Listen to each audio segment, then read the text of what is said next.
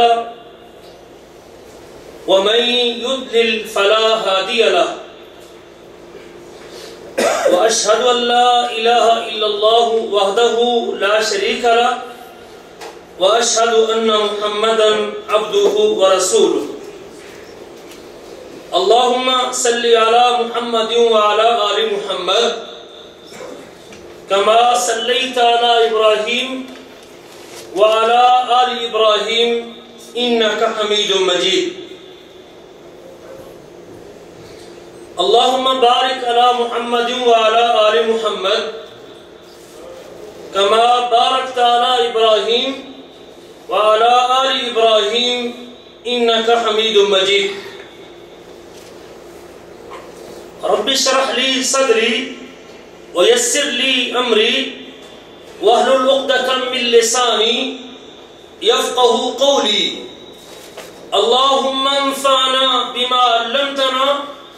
وعلمنا ما ينفعنا وزدنا علما ينفعنا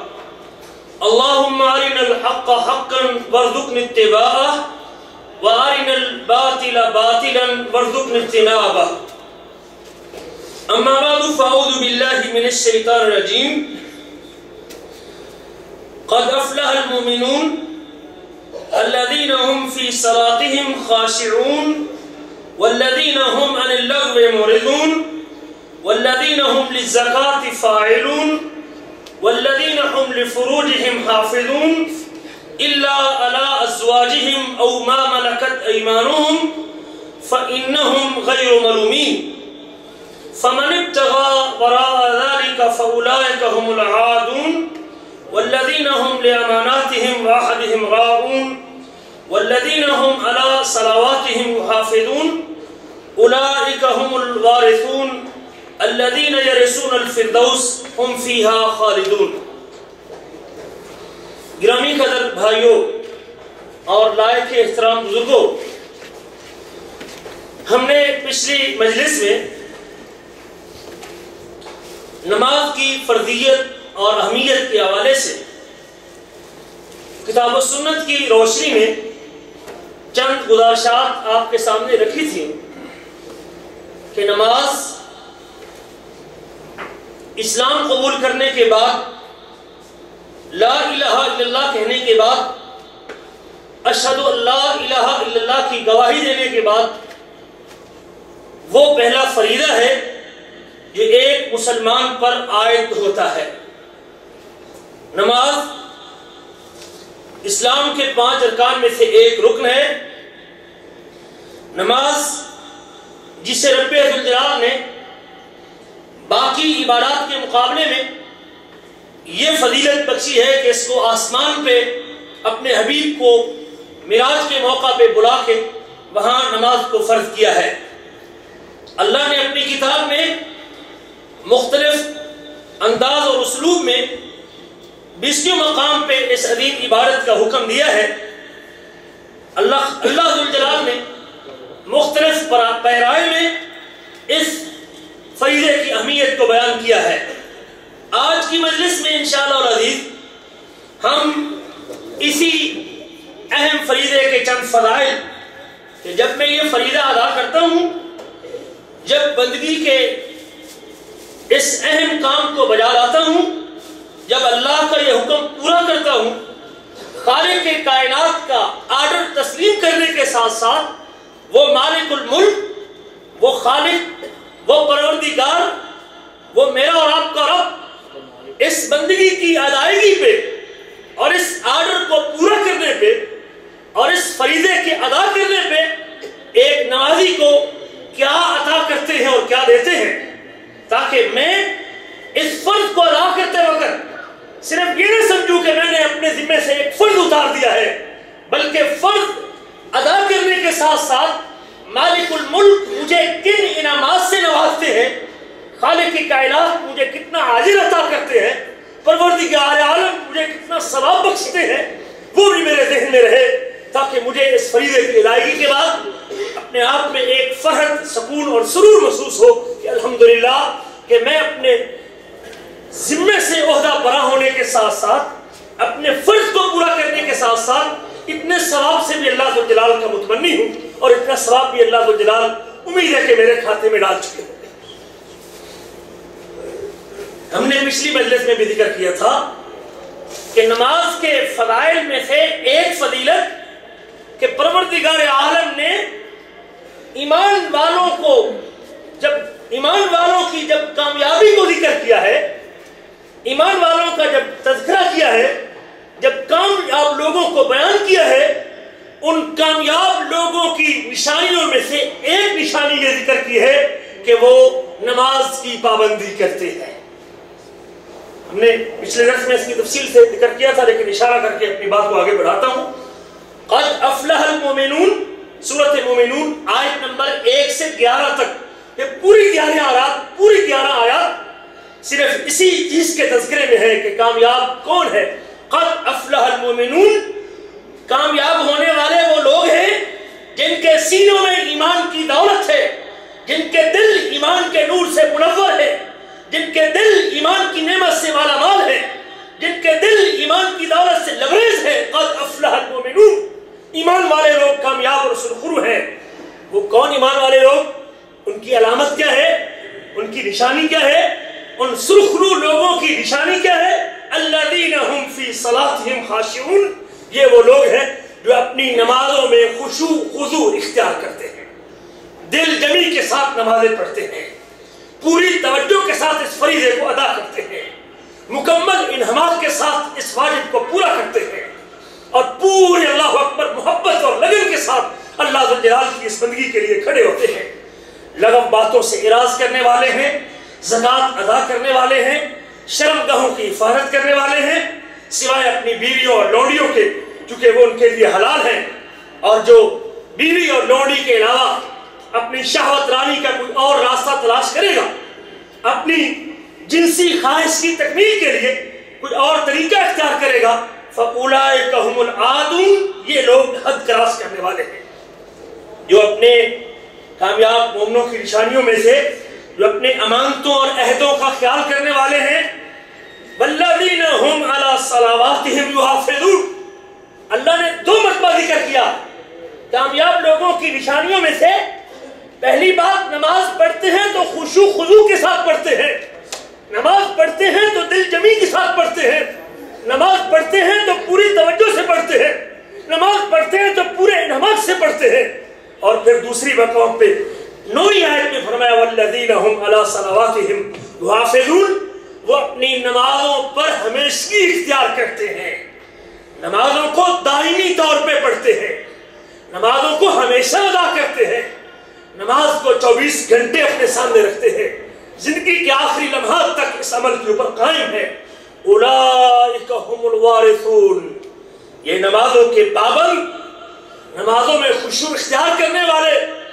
امانتوں کا خیال رکھنے والے، مالوں کی زکوٰۃ دینے والے، اللہ اکبر حدوں کو کراس نہ کرنے والے، جب قیامت کے دن اپنے نامہ اعمال میں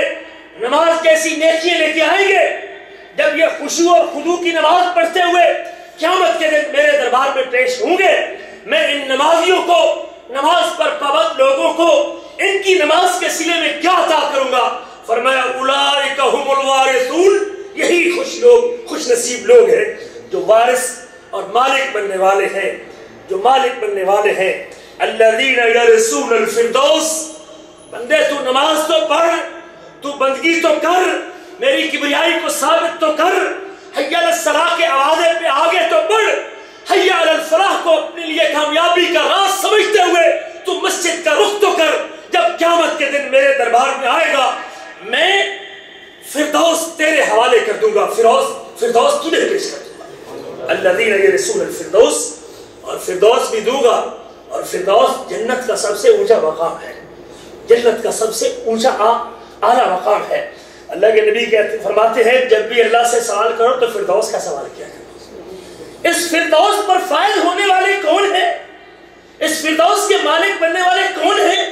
اس فردوس کو حاصل کرنے والے کون ہیں؟ ان کی نشانیوں میں سے ایک نشانی رب ذوالجلال نے نماز کی پابندی کو ذکر کیا ہے۔ آج میں اور آپ نماز پر پابند ہیں، اس فریضے کو ادا کرتے ہیں، نماز کو اولین ترجیح دیتے ہیں، نماز کے اوپر قائم ہیں، کل مالک الملک جنت کا یہ اعلیٰ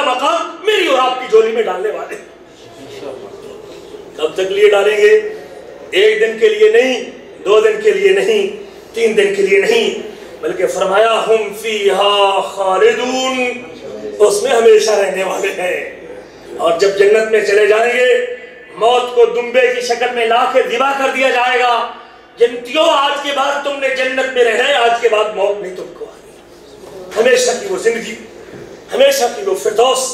اور ہمیشہ کی وہ نعمت مالک ان کے کھاتے میں ڈالنے والے ہیں۔ اور دوسرے مقام پہ سورۃ معارج اللہ تعالیٰ آیت نمبر 32 سے 35 تک فرماتے ہیں والذین هم علی صلاتهم یحافظون، وہ لوگ جو اپنی نمازوں پر پابندی کرتے ہیں، نمازوں کی حفاظت کرتے ہیں، نماز کی ادائیگی میں بھی اس کا خیال رکھتے ہیں، نماز کو سنت کے مطابق پڑھتے ہیں، نماز کو ٹائم پہ پڑھتے ہیں، نماز کو باجماعت پڑھتے ہیں، نماز کے اوپر حفاظت کرنے والے وہ لوگ اولئک فی جنات مکرمون،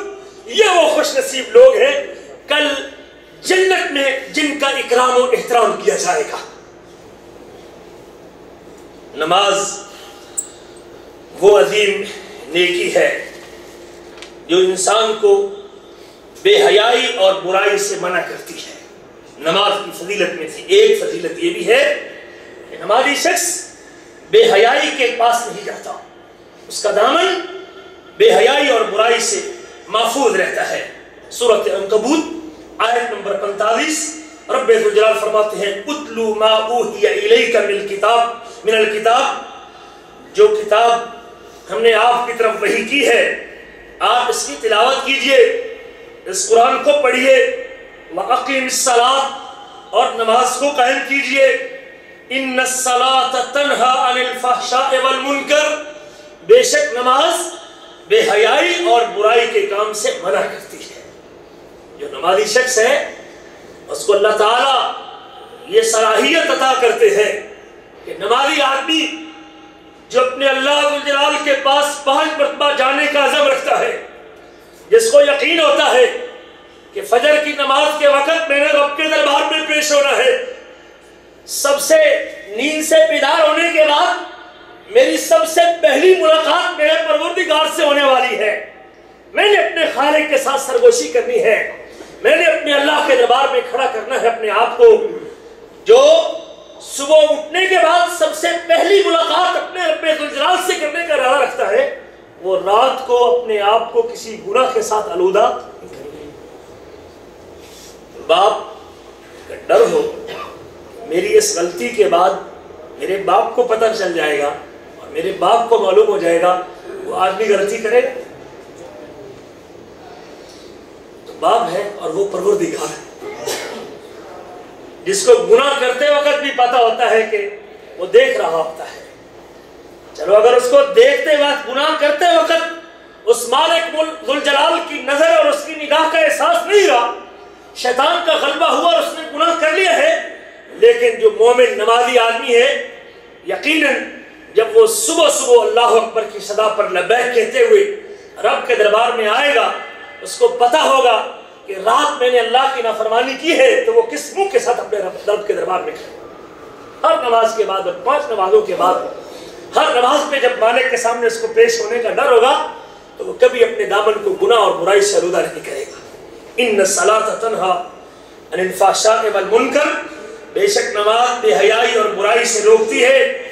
وَلَذِكْرُ اللَّهِ أَكْبَرُ، اور اللہ کی یاد بہت بڑی چیز ہے۔ اللہ کی یاد میں سے ایک طریقہ یہ نماز بھی ہے۔ رب کہتے ہیں اقیم الصلاۃ لذکری، میری یاد کو تازہ رکھنا ہے تو نماز قائم کیجئے، میری یاد کو باقی رکھنا ہے تو نماز قائم کیجئے۔ اور جو نماز پڑھتا ہے وہ اللہ کا ذکر کرتا ہے، اللہ کو یاد کرتا ہے، اور یاد رکھنا کہ اللہ کا ذکر بہت بڑی چیز ہے۔ وَلَذِكْرُ اللَّهِ أَكْبَرُ وَاللَّهُ يَعْلَمُ مَا تَصْنَعُونَ، اور جو تم کرتے ہو اللہ اس کو جانتا ہے، وہ اللہ کے علم میں ہے، وہ اللہ کو معلوم ہے۔ نماز کے فضائل میں سے ایک فضیلت یہ بھی ہے، بے شمار اعمال اللہ تعالیٰ نے اپنی کتاب میں اور اپنے نبی کی زمانی اپنے بندے کو کرنے کا حکم دیا ہے، بے شمار عبادتوں کا اس کو مکلف کیا ہے۔ اعمال میں نماز بھی ہے، اعمال میں روزہ بھی ہے، اعمال میں صدقہ بھی ہے، اعمال میں خیرات بھی ہے، اعمال میں حج بھی ہے، اعمال میں قرآن کی تلاوت بھی ہے، اعمال میں ذکر بھی ہے، اعمال میں تسبیح بھی ہے، اعمال کے اندر ماں باپ کی خدمت بھی ہے، اعمال میں صلہ رحمی بھی ہے، اعمال کے اندر کسی مسلمان کا تعاون بھی ہے، اعمال میں بے شمار چیزیں ہیں، اعمال بے شمار ہیں جو اللہ تعالیٰ نے مجھے اور آپ کو بجا لانے کے لیے جن کا حکم دیا ہے. لیکن ان اعمال میں سے، اور یہ بھی مجھے اور آپ کو یقین ہے کہ میری دنیا اور آخرت کی کامیابی کے انحصار ایمان لانے کے بعد نیک عمل کے اوپر ہے. اللہ نے ایک نہیں 20 مقام پہ اپنی کتاب میں ذکر کیا ہے. فرمایا فمن کان یرجو لقاء ربہ، سورۃ کہف کی آخری آیت ہے. فمن کان یرجو لقاء ربہ، جو اللہ سے ملنے کا شوق رکھتا ہے، جو اللہ سے ملنے کی تمنا رکھتا ہے، جو اللہ سے ملاقات کا جذبہ رکھتا ہے، جس کے سینے میں مالک کی دیدار کا شوق ہے اور اللہ کی دیدار کا جذبہ معجزن ہے، جو اپنی آنکھوں مالک کے دیدار سے ٹھنڈا کرنا چاہتا ہے. فمن کان یرجو لقاء ربہ فلیعمل عملا صالحا، اس نے مجھ سے ملنا ہے تو دامن میں نیک عمل اکٹھا کرنا ہوگا. میری ملاقات کا شوق ہے، میری ملاقات کے لیے جس پونجی کی ضرورت ہے وہ پونجی آج تیرے اختیار میں ہے کہ وہ جتنی جمع کر سکتا ہے کر لے. تو آج عمل کی دولت اپنے دامن میں سمیٹ لے، کل تیرے اس عمل کی بدولت اور تیرے اس عمل کی وجہ سے کل تجھے میرا دیدار نصیب ہونے والا ہے. اور کبھی اللہ تعالیٰ فرماتے ہیں اپنی کتاب میں ان الذین آمنوا وعملوا الصالحات، بے شک وہ لوگ جو ایمان لائے اور ایمان لانے کے بعد نیک عمل کرتے رہے، کانت لہم جنات الفردوس نزلا، ہم ایمان کے بعد نیک عمل کرنے والوں کی قیامت کے دن مہمان نوازی کریں گے تو جنت کے ساتھ کریں گے. اللہ تعالیٰ فرماتے ہیں تم میں سے جو مرد اور جو عورت ایمان لانے کے بعد نیک عمل کرے گا، ہم ان کی دنیا کی زندگی بھی پاکیزہ بنا دیں گے اور آخرت کے اندر بھی وہ سرخرو ہونے والے ہیں. اور کبھی اللہ تعالیٰ فرماتے ہیں یہ نیک عمل کرنے والے لوگ ہی کامیاب ہونے والے ہیں. جب نیک عمل پہ انسان کی اخروی کامیابی کا انحصار ہے، جب نیک عمل انسان کی آخرت کی نجات کا ذریعہ بننے والا ہے، جب نیک عمل پہ اللہ کی دیدار نصیب ہونے والا ہے، جب نیک عمل پہ انسان جہنم سے بچنے والا ہے، جب نیک عمل پہ انسان جنت بہات کا مالک بننے والا ہے، تو پھر عبداللہ بن مسعود رضی اللہ تعالی عنہ ایک دن نبی کریم کے پاس آتے ہیں، اور یہ فقہاء صحابہ میں سے ایک ہے، ابن ام عبد جن کا لقب ہے، ابو عبد الرحمن جن کی کنیت ہے. حضرت عبداللہ بن مسعود اللہ کے نبی سے کہتے ہیں سألت رسول اللہ صلی اللہ علیہ وسلم، میں نے نبی کریم صلی اللہ علیہ وسلم سے سوال کیا، اور سوال جب پتا تھا کہ نجات عمل پہ ہے، کامیابی عمل پہ ہے، سرخروئی عمل پہ ہے، اللہ کے نبی سے سوال کرتے ہیں ای العمل افضل، پیارے حبیب بتائیے اعمال میں سے سب سے زیادہ افضل عمل کون سا ہے؟ اور میں نے اعمال کی ایک فہرست بھی آپ کے سامنے پیش کر دی ہے، اعمال کی ایک فہرست بھی آپ کو بتا دی ہے. جہاد بھی نیک عمل، زکات بھی نیک عمل میں نے ذکر کر دی ہے. فرمایا ای العمل افضل، ان اعمال میں سے سب سے زیادہ افضل عمل کون سا ہے؟ بڑے بڑے اعمال، شہادت بھی نیک عمل ہے. ابھی خون کا قطرہ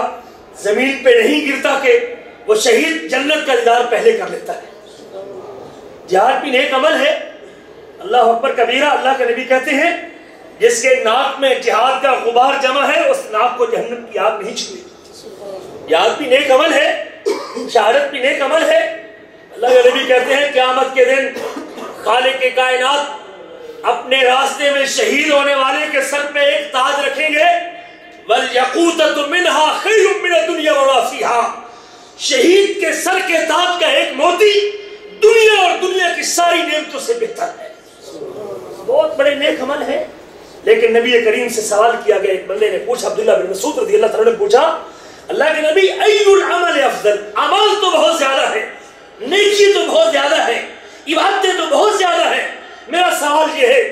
ان عبادتوں میں سے سب سے افضل نیکی کون سی ہے اور سب سے افضل عمل کون سا ہے؟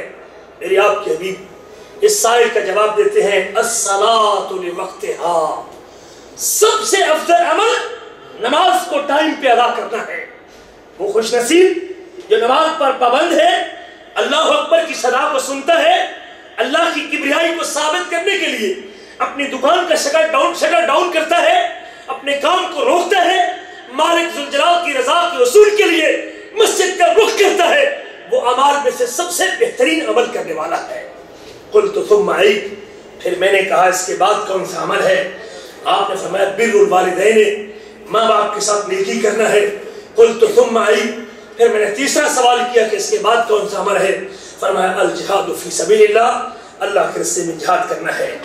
صحیح مسلم کی یہ حدیث ہے۔ نماز کے فضائل میں سے ایک فضیلت یہ بھی ہے کہ یہ نماز انسان کے گناہوں کو دھو دیتی ہے اور انسان کے گناہوں کی مغفرت کا سبب بنتی ہے۔ حضرت ابو ہریرہ رضی اللہ تعالیٰ عنہ، صحیح مسلم کی یہ حدیث، فرماتے ہیں حضرت ابو ہریرہ جن کا نام عبد الرحمن بن صخر ہے اور جن کو نبی کریم کی سب سے زیادہ احادیث بیان کرنے کا شرف حاصل ہے، اور یہ وہ شخص ہے جس کے لیے اللہ کے نبی صلی اللہ علیہ وسلم نے دعا کی تھی کہ اللہ اس کے حفظ کے اندر برکت پیدا کرے۔ حضرت ابو ہریرہ اس روایت کی راوی ہے، فرمایا ان رسول اللہ صلی اللہ علیہ وسلم، بے شک نبی کریم صلی اللہ علیہ وسلم نے فرمایا ارائیتم لو ان نہرا بباب احدکم، مجھے یہ بتلاؤ اگر تم میں سے کسی گھر کے دروازے کے سامنے نہر چلتی ہو اور یغتسل منہ کل یوم 5 مرات، اور وہ شخص جس کے گھر کے سامنے نہر ہو وہ 5 مرتبہ اس نہر میں غسل کرتا ہو، هل یبقى من درنہ شیء، 5 مرتبہ نہانے والے شخص پر کیا میل کا کچھ ذرہ باقی رہے گا؟ رسول کریم سوال کرتے ہیں صحابہ کرام سے، اور بعض روایتوں کے الفاظ ہے حل یبکی من درنہ شیء، کیا وہ 5 مرتبہ نہانا اس پر میل کا کوئی حصہ چھوڑے گا یا کیا اس پر میل کچھ باقی رہے گی؟ قالوا لا یبقى من درنہ شیء، صحابہ نبی کریم کے سوال کے جواب میں فرماتے ہیں حضور 5 مرتبہ نہانے والے کے جسم پر میل باقی نہیں رہے گی۔ فرمایا اللہ کے نبی نے فَذَلِكَ مَثَلُ الصَّلَوَاتِ الْخَمْسِ، یہ مثال 5 نمازوں کی ہے جس کی زندگی کے 24 گھنٹوں میں نماز کی ادائیگی کا عمل موجود ہے، جو 5 نمازوں پہ پابند ہے، جو 5 مرتبہ اس نہر میں غوطے کھاتا ہے، جو 5 مرتبہ اپنے گھر کے سامنے والی اس نہر میں نہاتا ہے، 5 نمازیں اپنی مسجد میں ادا کرتا ہے، جو 5 نمازوں پر کاربند ہے، یمحو اللہ بہن الخطایا، وہ مالک ذوالجلال ان 5 نمازوں کی وجہ سے اس کے گناہوں کو معاف کر دیتے ہیں۔ صحیح مسلم کی دوسری حدیث، پیارے حبیب نے فرمایا ما من مسلم، جب کوئی مسلمان گھر سے وضو کرتا ہے، طہارت کرتا ہے، جسم کو بھی پاک کرتا ہے، کپڑوں کو بھی صاف کرتا ہے، وضو کو پورا کرتا ہے، جو وضو اللہ نے فرض کیا ہے اس کو پورا کرتا ہے اور 5 نمازیں ادا کرتا ہے، خالق کی کائنات اس کے اچھی طرح وضو کی وجہ سے، اس کے اچھی طرح نماز پڑھنے کی وجہ سے، 5 نمازوں کی ادائیگی کی وجہ سے اس کے درمیانی وقفوں کے سارے گناہوں کو معاف کر دیتے ہیں۔ الا کانت کفارات لما بینہا، یہ 5 نمازیں درمیانی وقفوں کے گناہوں کے کفارے کا سبب بنتی ہے۔ تیسری حدیث بھی صحیح مسلم کی ہے، حضرت ابو ہریرہ فرماتے ہیں کہ نبی کریم نے فرمایا الا ادلکم، خبردار میری بات کو غور سے سننا، الا ادلکم، کیا میں تم کو وہ چیزیں نہ بتا دوں،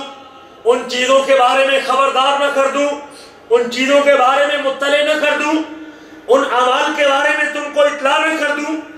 جن اعمال کی وجہ سے مالک الملک گناہوں کو معاف کرتے ہیں، جو اعمال اور جو نیکیاں گناہوں کے کفارے کا ذریعہ بنتی ہے، وَيَرْفَعُ بِهِ الدَّرَجَاتِ، جن اعمال کی وجہ سے خالق کے کائنات بندے کے درجات کو بلند کرتے ہیں۔ وہ کون سی نیکیاں ہیں جو گناہوں کو مٹاتی اور دھو دیتی ہے اور جس سے انسان کے درجات میں بلندی ہوتی ہے؟ اللہ کے نبی سوالیہ انداز میں یہ فرمانے کے بعد صحابہ اکرام کے جواب کے منتظر ہیں. قالوا بلا یا رسول اللہ. وہ لوگ جو عملی زندگی کو سنوارنا اپنی کامیابی کا ذریعہ سمجھتے تھے اور عمل کو اپنے دامن میں سمیٹنے کے لیے کوشاں تھے، آگے سے جواب دیتے ہیں اللہ کے رسول کیوں نہیں؟ فرمایا اللہ کے نبی نے اسباغ الوضوء علی المکارہ. سخت سردی کے ایام ہوں یا سخت گرمی کے ایام ہوں، پانی جسم کو لگانے کو جی نہیں چاہتا. یا سردی رکاوٹ ہے یا گرمی رکاوٹ ہے. آج کل گرمی رکاوٹ ہے. 12 بجے اگر پانی ٹینکی میں گرم ہو تو انسان کو کلی کرنے بھی مشکل ہوتی ہے، ناک میں پانی ڈالنا بھی بڑا مشکل ہوتا ہے، اور جسم پہ گرم پانی لگانا بھی بڑا مشکل ہوتا ہے. سعودی عرب میں خاص طور پہ سخت گرمی میں وضو کرنا بھی مشکل اور سخت سردی میں وضو کرنا بھی مشکل ہے. رات کے وقت سردی کے ایام میں ٹھنڈا پانی جسم پہ لگانا بڑا ناگوار گزرتا ہے. لیکن اگر کوئی شخص اللہ کا حکم سمجھ کے، اللہ کی عبادت سمجھ کے، نیکی سمجھ کے، مالک الجلال کی رضا کے لیے اپنے وضو کے لیے اعضاء کو اچھی طرح دھوتا ہے، اور وضو اس لیے کرتا ہے کہ میں نے نماز پڑھنی ہے، اور خوب پانی اپنے جسم پہ ملتا ہے، ٹھنڈک کو برداشت کرتا ہے یا گرمی کو برداشت کرتا ہے، اور اس کے دل میں یہ شوق ہے کہ پانی جسم پہ لگتا رہے، اور وہ اپنی کراہت کے باوجود بار بار اپنے جسم پہ پانی کو لگاتا ہے. اسباغ الوضوء علی المکارہ، اچھی طرح وضو کرتا ہے، پانی کو سردی کو ناپسند کرنے کے باوجود اللہ کا حکم سمجھ کے اعضاء کو صحیح طرح دھوتا ہے. خالق کی کائنات اس کے اس اچھی طرح وضو کرنے کی وجہ سے اس کے گناہوں کو مٹا دیتے ہیں. دوسری نیکی فرمایا وَكَثْرَةُ الْخُطَىٰ إِلَى الْمَسَاجِدِ. جس بندے کے قدموں کے نشانات مسجد کی طرف ہیں، جس کے قدموں کے نشانات مسجد کی طرف ہے، اپنے روم سے لے کر مسجد کو آباد کرنے کے لیے اس نے راستہ بنایا ہوا ہے، اس کے قدموں کے نشان. اللہ کی قسم اگر تو رب کی بندگی کے لیے، نماز کی ادائیگی کے لیے، اس فرض کو پورا کرنے کے لیے اپنے روم سے نکل کے مسجد کا رخ کرتا ہے، خالق کی کائنات تیرے قدموں کے نشانوں کو بھی محفوظ کرتے ہیں. کیا مقام ہے اس نمازی کا. تو چلتا زمین پہ ہے، تو چلتا زمین پہ ہے، تو چلتا انیزے میں ہے، تو چلتا انڈیا پاکستان میں ہے، تو چلتا مشرق میں ہے، تو چلتا مغرب میں ہے، لیکن تیری نیت اللہ کی بندگی کرنا ہے. تو نماز پڑھنے کے لیے مسجد میں جاتا ہے، مالک ملک تیرے قدموں کے نشانوں کو محفوظ کرتے ہیں. اور اللہ کے نبی فرماتے ہیں اس کے ان قدموں کے نشانوں کی وجہ سے مالک ملک اس کے گناہوں کو معاف کر دیتے ہیں. وَكَثْرَةُ الْخُطَىٰ إِلَى الْمَسَاجِدِ. اور تیسری چیز فرمایا وَانتِظَارُ الصَّلَاةِ بَعْدَ الصَّلَاةِ. نماز پڑھنے کے بعد اگلی نماز کا منتظر ہے. مغرب پڑھنے کے لیے آیا ہے، عشاء پڑھنے کے لیے مسجد میں بیٹھ گیا ہے، زور پڑھنے کے لیے آیا ہے تو اگلی نماز کے انتظار میں ہے، یا اسی چوہ اور اسی تلاش میں ہے کہ کب آذان ہوتی ہے اور میں مالک کو منانے کے لیے، اس کی بندگی کے لیے دوبارہ مسجد کا رخ کروں. جو آدمی نماز کی انتظار میں رہتا ہے اور وقت سے پہلے مسجد میں پہنچتا ہے اور جماعت کے کھڑے ہونے کا انتظار کرتا ہے، وہ خالی بیٹھا ہے، ابھی تک نماز نہیں پڑھی، صرف خالی بیٹھا ہے، مسجد میں بیٹھا ہے. اللہ تعالیٰ نے نماز کے انتظار میں اس کے خالی بیٹھنے کو بھی رائے گاہ نہیں جانے دیا، بلکہ اس کے انتظار کی وجہ سے بھی اللہ اس کے گناہوں کو معاف کر دیتے ہیں. نبی کریم صلی اللہ علیہ وسلم کا یہ چوتھا ارشاد ہے جس کے صحیح مسلم میں ہے. حضرت ابو ہریرہ اس کو روایت کرتے ہیں، فرمایا الصلوات الخمس، 5 نمازیں، اور جمعے سے لے کر جمعہ تک اور رمضان سے لے کر رمضان تک، یہ عبادتیں ساری کی ساری انسان کے گناہوں کا کفارہ بنتی ہیں. اذیتن بالکبائر، جب وہ انسان بڑے گناہوں سے بچتا ہے. اگر اس کا دامن کبیرہ گناہوں سے آلودہ نہیں ہے، اگر اس کے دامن پر کبیرہ گناہ کا داغ نہیں ہے، اللہ تعالیٰ اس کے نماز، عمرے، رمضان اور اللہ اکبر اس کی ان عبادات کی وجہ سے اس کے صغیرہ گناہ کو انہی عبادات کی وجہ سے معاف کر دیتے ہیں. اور اگر وہ کبیرہ گناہ کا مرتکب ہے تو اس کو سوچنا چاہیے کہ میرے یہ نمازوں کے درمیانی وقفے کے جو گناہ معاف ہونے تھے وہ بھی ابھی تک معاف نہیں ہو رہے. اگر کبیرہ گناہ میرے چھوٹے گناہوں کی معافی میں رکاوٹ بنا ہوا ہے تو پھر میں کتنے بڑے موقع ضائع کر بیٹھا ہوں جس میں اللہ نے میرے گناہوں کو معاف کرنا تھا، لیکن کبیرہ گناہ کا ارتکاب اس میں رکاوٹ بنا ہوا ہے۔ اگر میں اور آپ کسی کبیرہ گناہ میں مرتکب ہیں تو مجھے سچے دل کے ساتھ توبہ کرنی چاہیے، تاکہ نمازوں کے درمیانی وقفے کے وہ گناہ جو نماز سے معاف ہوتے ہیں، میرے کبیرہ کے توبہ کرنے سے اللہ نماز کی وجہ سے میرے ان گناہوں کو معاف کر دے۔ پانچویں حدیث، نماز انسان کے گناہوں کو دھو دیتی ہے۔ حضرت سلمان فارسی اس حدیث کو روایت کرتے ہیں، اور یہ وہ عظیم صحابی ہیں جن کے بارے میں نبی کریم نے فرمایا اگر یہ دین سریا ستارے میں بھی ہوتا تو فارس کا ایک آدمی وہاں جا کے بھی دین کو حاصل کر لیتا۔ یہ وہ سلمان ہے جس کے بارے میں ابھی اللہ کے نبی نے فرمایا سلمان منا، سلمان ہم میں سے ہے۔ یہ وہ عظیم صحابی ہے جو ایک سے زائد غالباً 5 یا 7 راہبوں سے ملنے کے بعد آخر کار نبی کریم تک پہنچا اور اللہ نے ان کو اسلام کی نعمت سے مالا مال کیا۔ یہ سلمان فارسی ہے، وہ مالک ملک ہدایت دینے پہ آتا ہے تو فارس کے سلمان کو وہاں سے اٹھا کے مدینے پہنچا دیتا ہے۔ اگر وہ ہدایت کو روک لیتا ہے تو ابو لہب جیسے چمکتے چہرے والے بھی معروف ہیں۔ حضرت سلمان فرماتے ہیں کہ نبی کریم نے فرمایا ان المسلم یصلی وخطایاہ مرفوعۃ علی راسہ، جب کوئی مسلمان نماز پڑھتا ہے، جب کوئی مسلمان نماز پڑھتا ہے اس کے سارے گناہ پاؤں سے لے کر سر تک جتنے گناہ بھی اس کے جسم سے ہوئے ہیں، جب نماز پڑھنے کے لیے کھڑے ہوتا ہے اس کے پاؤں سے لے کر جسم کے سارے گناہ اس کے سر کی طرف جمع ہو جاتے ہیں، اس کے سر کی طرف اٹھا دیے جاتے ہیں۔ وَخَطَایَاهُ مَرْفُوعَةٌ عَلَى رَأْسِهِ كُلَّمَا سَجَدَ تَحَاتُّ عَنْهُ، جب قیام کی حالت میں ہوتا ہے تو اس کے گناہ پاؤں سے اٹھ کے سر کی طرف آتے ہیں، اور جب قیام سے رکوع میں جاتا ہے، رکوع کرنے کے بعد سجدہ کرتا ہے، جب اپنی پیشانی رب کے دربار میں ٹیک دیتا ہے، جب اپنے ماتھے کو زمین پر رکھ دیتا ہے، جب مالک کی بندگی میں اپنے آپ کو جھکا دیتا ہے، خالق کی کائنات کو نماز کا سجدہ اتنا پسند ہے کہ جو ہی وہ اپنا سر سجدے میں رکھتا ہے اس کے وہ گناہ جو پاؤں سے چل کے سر کی چوٹی پہ آئے تھے گناہ کو معاف کر دیتے ہیں۔ تحاتُ عنہ، اس کی وہ گناہ جو قیام کی حالت میں اس کے سر کی طرف چلے تھے، جب سجدہ کرتا ہے تو اللہ گناہوں کو مٹا دیتے ہیں۔ فَيَفْرَغُ مِنْ صَلَاتِهِ، نماز سے سلام پھیر کے نکلتا ہے، السلام علیکم ورحمۃ اللہ کہتا ہے، سلام پھیرنے کے بعد جب نکلتا ہے وَقَدْ تَحَاتُ عَنْهُ خَطَایَاهُ، سلام پھیرنے کے بعد اللہ اس کے سارے گناہ معاف کر چکے ہوتے ہیں۔ یہ انس بن مالک ہے جو اللہ کے نبی کے صحابی ہیں۔ نماز گناہوں کو دھو دیتی ہے، نماز کی فضیلت میں سے ایک فضیلت یہ گناہوں کو مٹا دیتی ہے۔ میرے عزیزو، چونکہ میں اس کے مقام کو سمجھا نہیں، اس کی فضیلت کو جانے نہیں، حضرت انس بن مالک فرماتے ہیں قلت للنبی صلی اللہ علیہ وسلم، میں ایک مرتبہ نبی کریم کے پاس تھا، ایک شخص اللہ کے نبی کے پاس آتا ہے، فجاء رجل، ایک آدمی اللہ کے نبی کے پاس آتا ہے، فقال یا رسول اللہ، آپ کی مجلس میں آنے کے بعد کہتا ہے اللہ کے رسول انی اصبت حدا، میں نے گناہ کر لیا ہے، میں نے حد کا ارتکاب کر لیا ہے، میں نے کسی عورت کے ساتھ اپنے آپ کو خلط کر لیا ہے، میں کسی عورت کو پکڑے ہوں، میں نے حد کا ارتکاب کیا ہے، فاقم علیہ، میں اپنے آپ کو پاک کرنے کے لیے آپ کے دربار میں آیا ہوں اور آپ سے یہ گزارش کرتا ہوں حد قائم کیجئے تاکہ دنیا میں اللہ میرے گناہ کو معاف کر دے۔ ان کو اللہ کے سامنے جواب دہی کا ڈر تھا، کبھی انسان ہونے کے ناطے سے غلطی ہو جاتی تو اپنے آپ کو گناہوں سے پاک کرنے کی اتنی فکر ہوتی تھی، حد کا ارتکاب کیا ہے۔ اللہ کے نبی مجھے احساس ہوا ہے کہ میں اگر اسی حالت میں مر گیا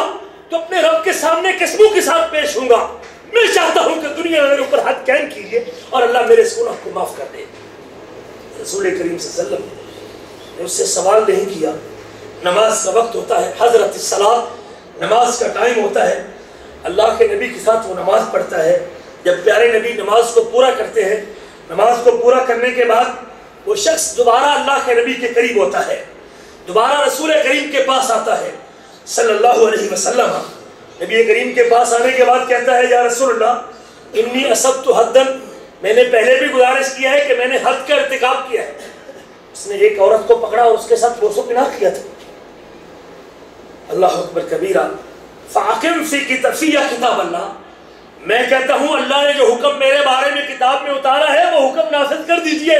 اور مجھے سزا دیجئے. قال الیس قد صلیت معنا، اللہ کے نبی کہتے ہیں تو نے نماز ہمارے ساتھ نہیں پڑھی، تو نے نماز ہمارے ساتھ نہیں پڑھی، نماز میں تو ہمارے ساتھ نہیں تھا، تو اس جماعت میں ہمارے ساتھ نہیں تھا. قال نعم، کہنے لگا حضور میں نے تو آپ کے ساتھ بجماعت نماز پڑھی ہے، نماز میں تو شریک تھا.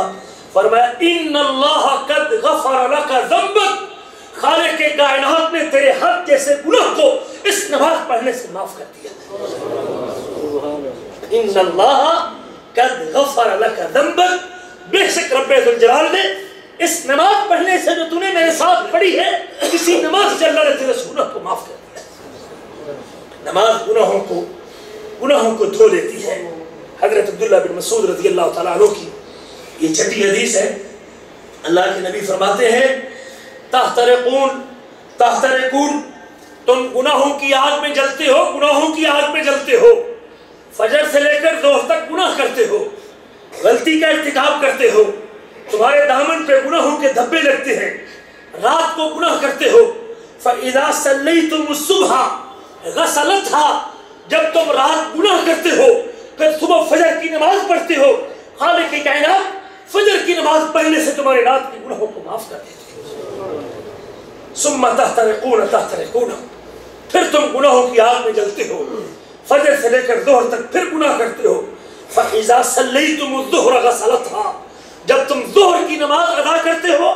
خالق کی کائنات ظہر کی نماز پڑھنے سے تمہارے فجر سے لے کر ظہر تک کے گناہوں کو معاف کر دیتے ہیں. ثُمَّ تَحْتَرِقُونَ، پھر تم گناہوں کی آگ میں جلتے ہو، گناہوں سے دامن آلودہ کرتے ہو، پھر تم گناہ کا ارتکاب کرتے ہو. فَإِذَا صَلَّيْتُمُ الْعَصْرَ غَسَلَتْهَا، جب عصر کی نماز پڑھتے ہو، عصر کی نماز تمہارے گناہوں کو دھو دیتی ہے، پھر تم گناہوں کی آگ میں جلتے ہو. جب مغرب کی نماز پڑھتے ہو، مغرب کی نماز تمہارے گناہوں کو دھو دیتی ہے، پھر تم گناہوں کی آگ میں جلتے ہو.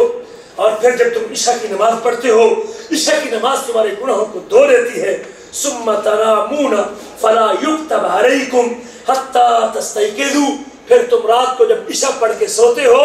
اور اس قدر سوتے ہو کہ تمہارے کھاتے میں کوئی گناہ باقی نہیں ہوتا. صحیح ترغیب میں اور علامہ طبرانی موجم میں اس حدیث کو روایت کیا ہے. نماز وہ عظیم عمل ہے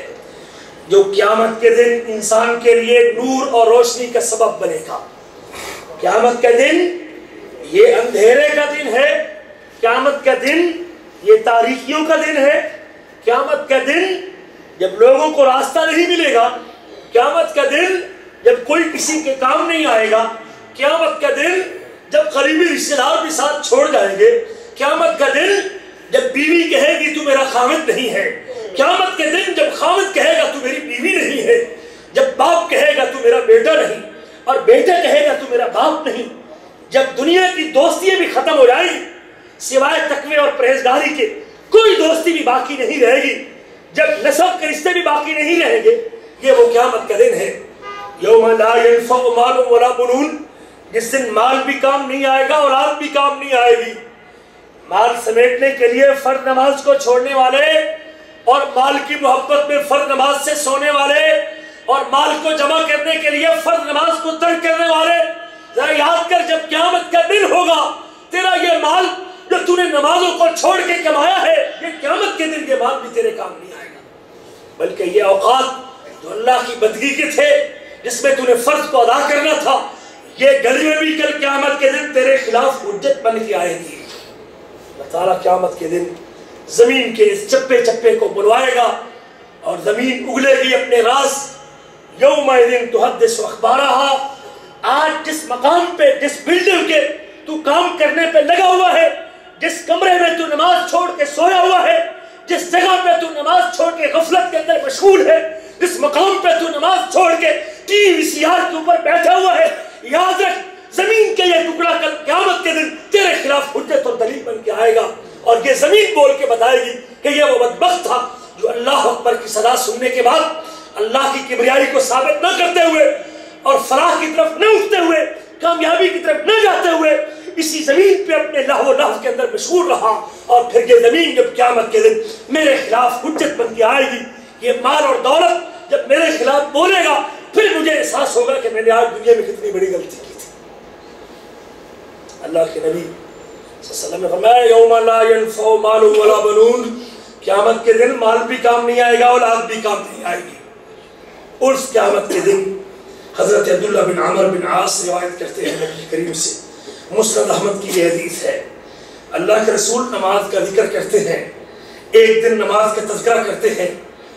فرماتے ہیں من حافظ علیہا، میری امت کا جو فرد اس نماز پہ پابندی کرے گا، نماز پر ہمیشگی کرے گا، نماز پر دوام کرے گا، نماز کو پابندی سے پڑھے گا، کانت لہو نورم و برہانا، جب قیامت کا دن ہوگا ہر طرف اندھیرے ہوں گے، ہر طرف تاریکی ہوگی، ہر طرف اندھیروں کی گھٹائیں چھائی ہوں گی، اس کے دامن میں نماز کی دولت موجود ہے، اس کے نامہ اعمال میں نماز کی ادائیگی کا عمل موجود ہے، خالق کی کائنات اس نمازی کو ان اندھیروں میں نور عطا کریں گے اور اندھیروں میں اس نور کے سائے کے اندر چلے گا۔ کانت لہم نورا، کانت لہو نورا، اس کو نور ملے گا، و برہانا، اس کو دلیل ملے گی، و نجاتن یوم القیامہ، اور اس نمازی کو قیامت کے دن نجات نصیب ہونے والی ہے۔ وَمَن لَّمْ يُحَافِظْ عَلَيْهَا، اور جو اس نماز پر ہمیشگی نہیں کرے گا، نماز پر پابندی نہیں کرے گا، لم یکن لہو نور، قیامت کے دن اندھیروں میں بھٹک جائے گا، تاریکیوں میں اتر جائے گا، راستے سے ہٹ جائے گا، چلنے کو راستہ نہیں ملے گا، لم یکن لہو نور، اس کو نور بھی نہیں ملے گا، روشنی بھی نصیب نہیں ہوگی، اس کو برہان اور دلیل بھی نہیں ملے گی، اور اس کی نجات کا بھی کوئی ذریعہ نہیں ہے۔ وَكَانَ يَوْمَ الْقِيَامَةِ مَا قَارُونَ، اور قیامت کے دن وہ قارون کے ساتھ ہوگا۔ دنیا میں بہت مال جمع کیا، جس کے خزانوں کی چابیاں بھی اونٹوں پہ لدائی جاتی تھی، اس کی دولت کے تذکرے موجود ہیں قرآن مجید میں، اللہ نے ذکر کیا ہے، لیکن اس کو یہ پتہ نہیں تھا کہ یہ مال میرے کام آنے والا۔ نماز چھوڑ کے مال اکٹھا کر کے اپنے آپ کو قارون کی جماعت میں شامل نہ کرنا، رب کی بندگی کو ترک کر کے جو مال کے پیچھے پڑا ہوا ہے وہ بے شک قارون کے برابر بھی مال جمع کر لے، تو قارون کا انجام کیا نکلا تھا؟ زمین میں دنسا دیا گیا تھا، زمین کو آرڈر دیا گیا کہ تو اپنے آپ کے سینے کو چاک کر دے، زمین یہ قیامت تک دنسا جائے گا۔ وہ قیامت کے دن قارون کے ساتھ ہوگا، اور فرعون کے ساتھ ہوگا، اور حامان کے ساتھ ہوگا، اور ابی بن خلف کے ساتھ ہوگا۔ چار لوگوں کا تذکرہ کیا ہے، جس کے دامن میں نماز نہیں وہ قارون کی جماعت میں، جس کے دامن میں نماز نہیں وہ فرعون کی جماعت میں، جس کے پاس نماز نہیں وہ حامان کی جماعت میں، جس کے پاس نماز نہیں وہ ابی بن خلف کے ساتھ ہوگا۔ حضرت بریدہ کی حدیث جو کہ سنن ابی داؤد کے اندر موجود ہے، نبی کریم نے فرمایا بشر المشائین فی الظلم، کہ جو رات کی تاریکی میں اندھیروں میں مسجدوں کی طرف چل کے جاتے ہیں، جن کے محلوں میں سٹریٹ لائٹ کا بندوبست نہیں، رات جن کے گھروں میں بجلی نہیں ہے، لوڈ شیڈنگ سے جن کے گھر دوچار ہیں، رات کی تاریکی میں فجر کی نماز پڑھنے کے لیے وہ گھر کے اندر بھی دھکے ٹھڈے کھاتا ہے، گلی کے اندر بھی اس کو دھکے لگتے ہیں، اس کو گلی میں بھی اللہ اکبر راستہ صحیح نہیں ملتا، رات کی تاریکی میں اس مالک کی بندگی کے لیے، اس کی کبریائی کو ثابت کرنے کے لیے جب اپنے گھر کو چھوڑ کے مسجد کا رخ کرتا ہے اور اندھیرے میں چل کے مسجد کی طرف جاتا ہے، اللہ کے نبی کہتے ہیں جب قیامت کے دن یہ نماز پڑھنے کے لیے اندھیروں میں دھکے کھانے والے رب کے دربار میں آئیں گے، اللہ ان دنیا میں اندھیروں میں دھکے کے سلے میں ان کو نور اور روشنی عطا کر دیں گے۔ نبی کریم صلی اللہ علیہ وسلم نے فرمایا ہے، سنن ابی داؤد کی یہ حدیث ہے، جب کوئی شخص اچھی طرح وضو کرتا ہے اور پھر مسجد کی طرف چل کے آتا ہے، وَلَمْ يَرْفَعْ قَدَمَهُ الْيُمْنَى، جب دایاں قدم اٹھاتا ہے اللہ اس کے کھاتے میں ایک نیکی لکھ دیتے ہیں، اور جب بایاں قدم رکھتا ہے اللہ اس کا ایک گناہ معاف کر دیتے ہیں۔ فَلْيَقَرَّبْ أَحَدُكُمْ فَلْيُقَرَّبْ أَحَدُكُمْ أَوْ لِيُبَعَّدْ، تمہیں چاہیے، اب آپ کی مرضی ہے کہ آپ مسجد کے قریب ہونا چاہتے ہیں یا مسجد سے دور ہونا چاہتے ہیں. جس قدر اس کے قدموں کی تعداد بڑھے گی اسی قدر اس کی نیکیوں کی تعداد بڑھے گی اور اسی قدر اس کے گناہ مٹا دیے جائیں گے. حتیٰ کہ جب مسجد میں آ کے باجماعت نماز پڑھتا ہے، باجماعت نماز پڑھتا ہے، غفر لہ، اللہ اس کے پہلے سارے گناہوں کو معاف کر دیتے ہیں. نماز کی فضائل میں سے ایک فضیلت یہ بھی ہے، نبی کریم صلی اللہ علیہ وسلم فرماتے ہیں صلاۃ الرجل فی جماعت، اگر ایک شخص باجماعت نماز پڑھتا ہے، اکیلے نماز پڑھنے سے باجماعت نماز پڑھنا اس سے 25 گنا زیادہ ثواب ملتا ہے. باجماعت نماز پڑھنے سے اکیلے نماز پڑھے گا تو ایک نماز کا ثواب ملے گا، باجماعت نماز پڑھے گا بعض روایتوں میں 25 گنا کا ہے اور بعض میں 27 گنا کا ثواب ملے گا. اکیلے پڑھے گا تو ایک نماز، باجماعت پڑھے گا تو اللہ اس کو 27 گنا زیادہ ثواب عطا کرتے ہیں. جب وہ اچھی طرح وضو کرتا ہے اور وضو کرنے کے بعد مسجد میں آتا ہے، اور مسجد میں آنے کا سبب صرف نماز کی ادائیگی ہے، صرف نماز کی محبت اس کو مسجد میں اٹھا کے لاتی ہے، صرف نماز پڑھنے کے لیے مسجد کا رخ کرتا ہے. جب قدم اٹھاتا ہے تو اللہ درجہ بلند کرتا ہے، جب قدم رکھتا ہے تو اللہ اس کا گناہ معاف کر دیتا ہے. حتیٰ کہ جب مسجد میں داخل ہوتا ہے، مسجد میں داخل ہونے کے بعد جتنی نماز اس نے پڑھنی تھی وہ نماز پڑھتا ہے، پھر نماز کے انتظار میں رہتا ہے کہ جب جماعت کھڑی ہوتی ہے اور میں نماز پڑھوں. اللہ اکبر، صرف نماز اس کو مسجد میں روکے ہوئے ہے. وَالْمَلَائِكَةُ يُصَلُّونَ عَلَىٰ أَحَدِكُمْ، آسمان کے فرشتے، وہ نوری مخلوق، وہ جبریل کے ساتھی، وہ میکائیل کے ساتھی جو 24 گھنٹے اللہ کی بندگی میں لگے ہوئے ہیں، جو اتنی تعداد میں ہے، تو جو ایک مرتبہ بیت معمور کا طواف کر لے گا پھر زندگی بھر دوبارہ اس کی باری نہیں آئے گی. اور ایک مرتبہ 70,000 فرشتہ ایک مرتبہ بیت معمور کا طواف کرتا ہے. اتنی تعداد میں وہ مخلوق ہے جو ایک مرتبہ طواف کر لے گا دوبارہ اس کی باری نہیں آئے گی. اب دیکھ لیں، ان کی تعداد بھی دیکھ لیں، ان کی گنتی بھی دیکھ لیں، ان کا شمار بھی دیکھ لیں. نبی کریم فرماتے ہیں جب کوئی مسجد میں بیٹھ کے نماز کا انتظار کرتا ہے تو ملائکہ اس نماز کا انتظار کرنے والے کے لیے، اس کے لیے اللہ کے سامنے ہاتھ بلند کر کے دعا کرتے ہیں، اللہم ارحمہ اللہم اغفر لہ. اللہ ہم سب کی یہ دعا ہے، یہ تیرا بندہ جب تیری بندگی کے لیے تیرے گھر میں بیٹھا ہوا ہے، ہم دعا کرتے ہیں کہ اللہ اس کے گناہوں کو بھی معاف کر دے اور اس کے اوپر اپنی رحمت کو بھی نچھاور کر دے. چھوٹا ہے یا بڑا ہے، امیر ہے یا غریب ہے، وہ 800 تنخواہ لیتا ہے یا 1200 تنخواہ لیتا ہے، وہ 4000 لیتا ہے یا 5000 لیتا ہے، وہ انڈیا کا ہے یا بنگلہ دیش کا ہے یا پاکستان کا ہے، وہ کسی چھوٹی برادری کا یا بڑی برادری کا ہے، بس ایک وصف اس کے اندر موجود ہے کہ نماز کی محبت اس کو کھینچ کے مسجد میں لے آتی ہے، اللہ کی بندگی کے لیے رب کے دربار میں آتا ہے، نماز کا انتظار کرتا ہے. مال کی بنا پہ نہیں، دولت کی بنا پہ نہیں، امیری کی وجہ سے نہیں، یہ سعادت ملتی ہے کہ آسمان کے ملائکہ تیرے لیے مغفرت کی دعا کرتے ہیں اور تیرے لیے رب سے رحمت کی تمنا کرتے ہیں، اس وجہ سے کہ تو نماز پڑھنے کے لیے اللہ کے گھر میں بیٹھا ہوا. یہ عظیم عمل ہے، جو اس کو ادا کرتا ہے ملائکہ اس کے لیے رحمت کی دعا کرتے ہیں. نماز وہ عظیم عمل ہے کہ جب قیامت کا دن ہوگا، اگر بے نماز ہے تو قارون کے ساتھ، بے نماز ہے تو حمان کے ساتھ، بے نماز ہے تو فرعون کے ساتھ، بے نماز ہے تو ابی بن خلف کے ساتھ. لیکن دیکھ اپنے نصیب کو، اگر تیرے دامن میں نماز ہے اور اگر تو نماز پہ پابند ہے تو اللہ اکبر کی صدا پر لبیک کہتے ہوئے مسجد کا رخ کرتا ہے، تو پھر اپنے مقام کو بھی جان لے. میرے آپ کے نبی فرماتے ہیں، عمر بن مرہ الجہنی اس حدیث کو روایت کرتے ہیں، ایک شخص نبی کریم کی مجلس میں آتا ہے، جاء رجل الی النبی صلی اللہ علیہ وسلم، ایک آدمی نبی کریم کے پاس آتا ہے، فقال یا رسول اللہ، اللہ کے نبی سے ہم کلام ہوتا ہے اور کہتا ہے اللہ کے رسول میرا سوال یہ ہے، ارائیت ان شہدت ان لا الہ الا اللہ، آپ کا کیا خیال ہے اگر میں اللہ کے ایک ہونے کی گواہی بھی دیتا ہوں، میرا یہ ایمان ہے اور میرا یہ اعتقاد ہے کہ کائنات میں عبادت کے لائق صرف اللہ کی ذات ہے، میں صرف اسی اللہ کو الہ مانتا ہوں، میں اگر بندگی کرتا ہوں تو اسی اللہ کی کرتا ہوں، صرف وہ اللہ ہی اکیلا الہ ہے۔ ارائیتا، آپ مجھے بتائیے، اگر میں اللہ کے ایک ہونے کی گواہی بھی دیتا ہوں وَأَنَّكَ رَسُولُ اللَّهِ، اور اس بات کی بھی شہادت دیتا ہوں کہ آپ اللہ کے رسول ہیں اور آپ اللہ کے نبی ہیں، وَصَلَّيْتُ الصَّلَوَاتَ الْخَمْسَ، اور 5 نمازوں پر پابند ہوں، 5 نمازیں بھی ادا کرتا ہوں، لا الہ الا اللہ بھی کہتا ہوں، آپ کی رسالت کی گواہی بھی دیتا ہوں، 5 نمازوں کی پابندی بھی کرتا ہوں، وَأَدَّيْتُ الزَّكَاةَ، اور اپنے مال کی زکوٰۃ بھی دیتا ہوں، وَصُمْتُ رمضان، اور جب رمضان کا مہینہ آتا ہے میں رمضان کے روزے بھی رکھتا ہوں، وَقُمْتُ،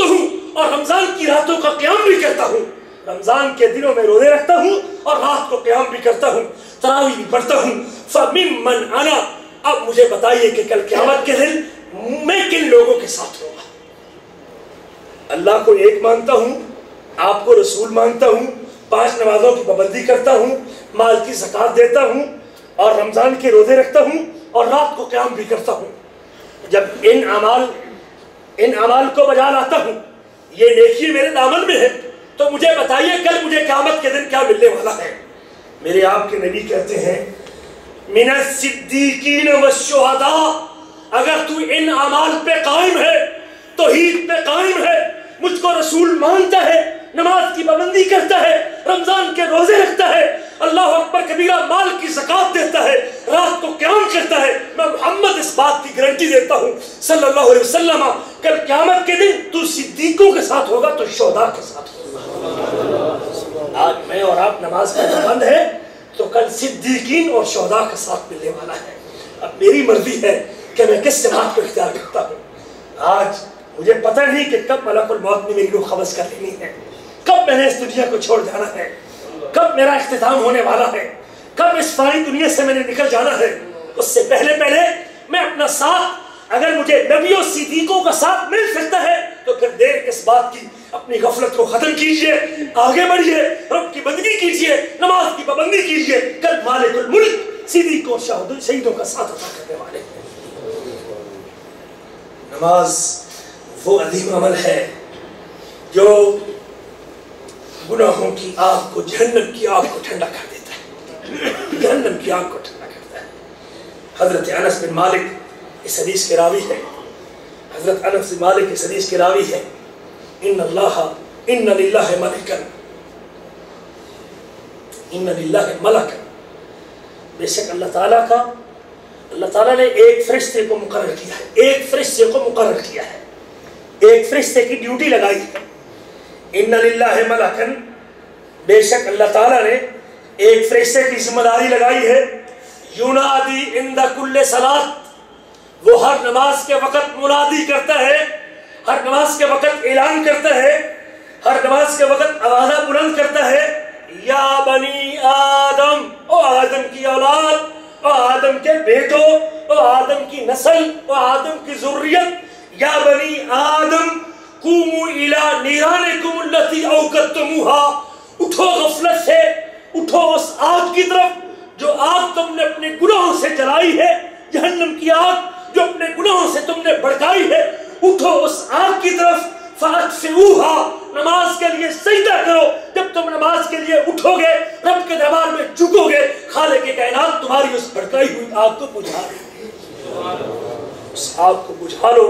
جو تم نے بھڑکائی اپنے گناہوں سے، سجدہ کرو گے تو وہ گناہ کی آگ بجھ جائے گی۔ نماز کے فضائل میں سے ایک فضیلت یہ بھی ہے، اللہ کے نبی فرماتے ہیں لو یعلم الناس، اگر لوگوں کو اس بات کا پتہ چل جائے، ما فی النداء والصف الاول، کہ اذان میں کتنا ثواب ہے، اذان دینے میں کتنا اجر ہے، اذان دینے میں کتنی نیکی اور کتنا اجر ثواب ہے، لو یعلم الناس ما فی النداء، اگر لوگ جان لیں کہ نماز میں اذان میں کتنا ثواب، صف اول میں کتنا اجر ہے، ثم لا یجدوا الا ان یستحموا علیہ، پھر نماز پڑھنے کے لیے صف اول میں بیٹھنے کے لیے قرآن اندازی کرنا پڑے